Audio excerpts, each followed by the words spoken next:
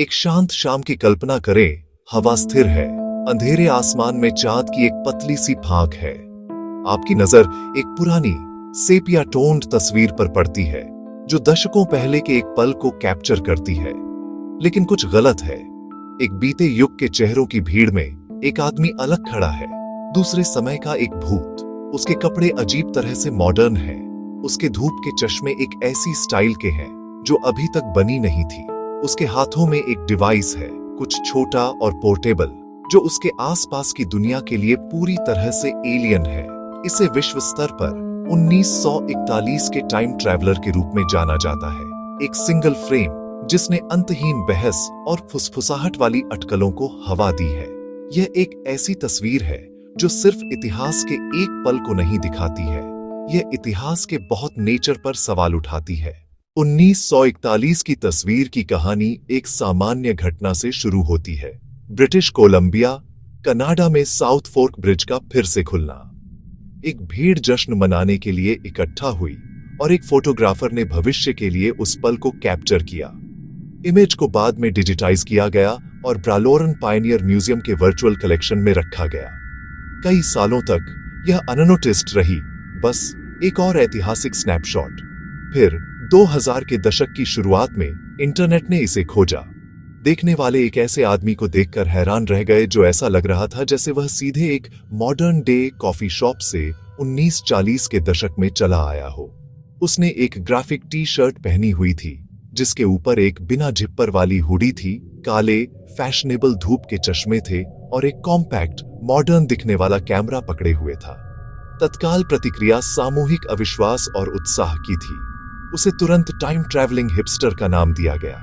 Image viral हो गई, online paranormal और टाइम ट्रैवल फोरम का एक कॉर्नरस्टोन बन गई। विश्वासियों ने हर पिक्सेल का डिसेक्शन किया, यह तर्क देते हुए कि उसकी पोशाक बहुत कंटेम्पररी थी। उसकी मुद्रा 1940 के दशक के फॉर्मल स्टैंडर्ड्स के लिए बहुत कैजुअल और रिलैक्स्ड थी। उसकी बहुत उपस्थिति स्पष्टीकरण को धता बताती हुई लग रही थी। एक आदमी जो अपने समय से इतना स्पष्ट रूप से बाहर था, वह 80 साल से भी पहले की भीड़ में इतनी नॉनशलॉन्टली कैसे खड़ा हो सकता था। जैसे ही नया सहस्राब्दी शुरू हुआ, इंटरनेट फोरम और मैसेज बोर्ड की बढ़ती दुनिया ने एक नई तरह की किंवदंती को जन्म दिया। 2000 के अंत में टाइम ट्रैवल ज़ीरो और बाद में जॉन टीटोर नाम का एक उपयोगकर्ता विभिन्न ऑनलाइन समुदायों पर पोस्ट करना शुरू कर दिया। उसने दावा किया वह 2036 का एक अमेरिकी सैनिक था।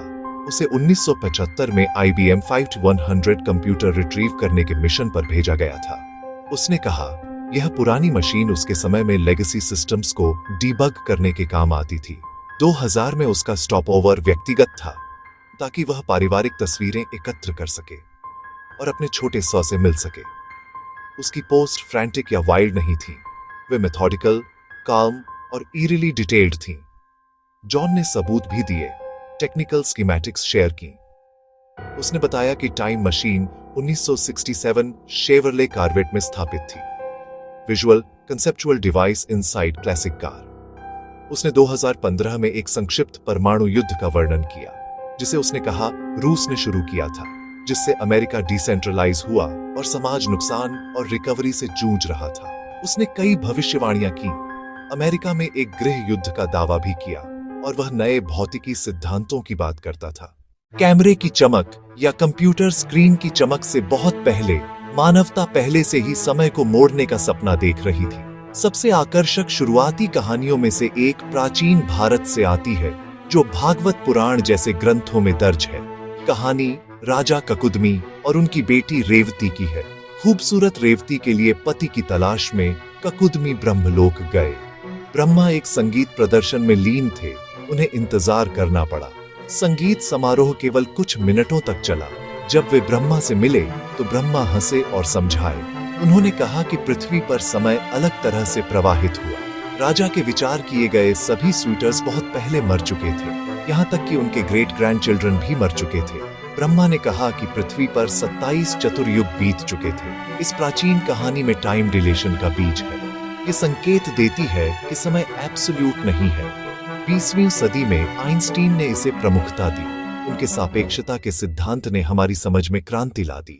तो हमारे पास कंपेलिंग कहानियां हैं और हमारे पास हार्ड साइंस है। वे कहां मिलते हैं? कनेक्शन, टैंटलाइजिंग और फ्रस्ट्रेटिंग। सापेक्षता का विज्ञान पुष्टि करता है कि समय वह कठोर, सार्वभौमिक स्थिर नहीं है। टाइम डिलेशन वास्तविक है। इंटरनेशनल स्पेस स्टेशन पर एक अंतरिक्ष यात्री पृथ्वी पर अपने जुड़वां की तुलना में थोड़ा धीमा बूढ़ा होता है। इसका मतलब है कि भविष्य में यात्रा करना संभव है। यदि आप प्रकाश की गति के करीब यात्रा करते हैं, आप कुछ वर्षों के लिए गायब होकर ऐसी पृथ्वी पर लौट सकते हैं जहां सदियां बीत चुकी हों। आप प्रभावी रूप से दूर के भविष्य में कूद गए होंगे। पर साइंस फिक्शन का सपना और वैज्ञानिक वास्तविकता अलग है। भविष्य में यात्रा सैद्धांतिक रूप से प्लॉजिबल है। अतीत में यात्रा अलग जानवर है, विरोधाभासों और फिजिकल बैरियर्स से भरी।